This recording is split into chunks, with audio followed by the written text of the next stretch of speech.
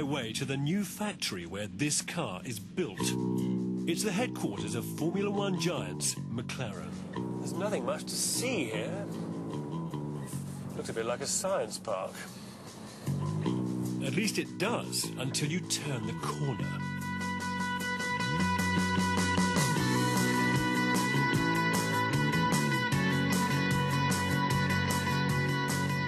The building's in the midst of green belt land, squeezed onto the side of some old farm buildings.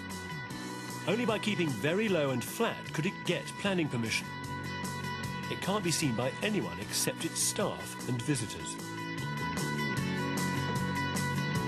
This is so far from the traditional image of a factory that it's hard to believe they manufacture anything here. Even for corporate offices, this would be remarkably glamorous. But the McLaren Technology Centre is both offices and functioning factory. It's also a giant display case designed to impress the sponsors Formula One depends upon and to seduce potential customers. In the heart of the building, cars are prepared for the next Grand Prix. In another area, commercial road cars are constructed. At over 300 grand each, these are highly bespoke little numbers, and so is the pristine production line. This is no place for grease monkeys. The first area to be built was McLaren's own wind tunnel, which in fact dictated much of the rest of the design. This is where they test the aerodynamic efficiency of the cars. Now, when it's switched on, it is pushing air through at 185 miles an hour and creating a lot of turbulence. And the friction between all that moving air and the steel walls creates a colossal amount of heat. That heat is dissipated by water, which then pours down a cascade 160 meters long. So as well as being ornamental, the lake effectively cools down the whole plant. The two parts of this design really do complement each other, like yin and yang.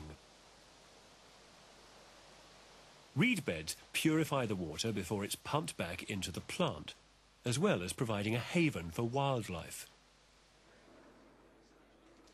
To keep winning on the track, McLaren doesn't just need good motors.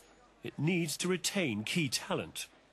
This building is designed to make them happy, according to the man whose vision it was. I wanted it to be a building that the workforce didn't want to go home from. I wanted it to be so motivational to be in that they just felt completely stimulated by it, effectively just having a tremendous work ethic coming out of it. So how actively did you get involved with the design of this building? Actively involved is a bit of an understatement. I'm a sort of self-declared compulsive obsessive. My wife believes that I'm actually ill.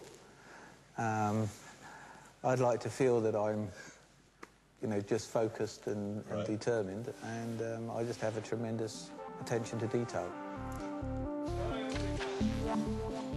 Everything about this building is custom designed, not just the cars. The specially created aluminium window supports even resemble the tail fin of a racer. Ron doesn't like standard bolt heads, so he ordered new designs. And the tread width on the stairs? Well, that's just how Ron likes it too. Ron thinks litter bins look messy, so his engineers created an inbuilt waste solution. He even had the fire exit signs designed in McLaren's typeface. Ron's chosen architect won the Sterling Prize last year with the Gherkin, and also back in 1998 with Duxford Air Museum. Norman Foster's high-tech style made him the perfect match. He shares Ron's obsession with everything being orderly, rational, and pared down to a functional minimum. Foster's speciality is in bringing engineering solutions to architectural challenges. Working with an engineering business was clearly a meeting of minds. The result borders on the anally retentive, but is immaculately realised on an unspecified but surely massive budget. Even without the sports cars, this is the stuff of male fantasy. Certainly for me. There's a dash of Bond villain's lair and more than a whiff of science fiction here. The underground corridors are straight out of Kubrick's 2001. According to Ron, all of this was designed to motivate his staff. And the employees I met all strive to be as perfect as the engineering around them. Working in this building definitely makes you have a far higher professional approach towards what you're doing. I think Ron Dennis's whole culture is very much working to exacting standards, and the building reflects that. I like working in a cleanly, smart environment. And I mean, the car we're producing is, you know, state of the art. The building we're in is state of the art, and it just makes you work to a higher standard. Surely there are times when you get an oil spillage on the floor. I mean, it must be a pain in the neck to have to clear the place up all the time. It encourages you not to make a mess. If you were on an old garage floor, you might leave it, but we don't. That's the difference, I suppose. The cars have the grandstand view, facing the picture windows. One man, though, is bound to disagree with my scepticism. Lord Norman Foster.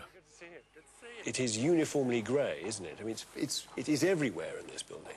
It's very full of sparkle, though, isn't it? Very little in the way of colour. But it's... Well, you say that, but, you know, first of all, the grey is, you know, many-toned and lots of sparkle. And no colour. But, you know, the performers... the cars, they're full of colour. Stars. Of course. And it's full of, you know, full of light, of colour, of green, of water, of sky.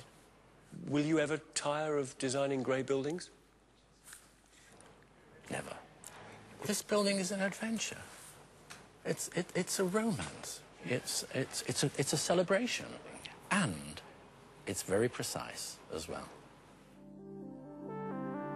No one can argue with Foster's unique place in British architecture. He impresses the critics with his engineering skill, but also creates buildings the public find beautiful and glamorous. That's why he's won the Sterling twice before, and could do again tonight.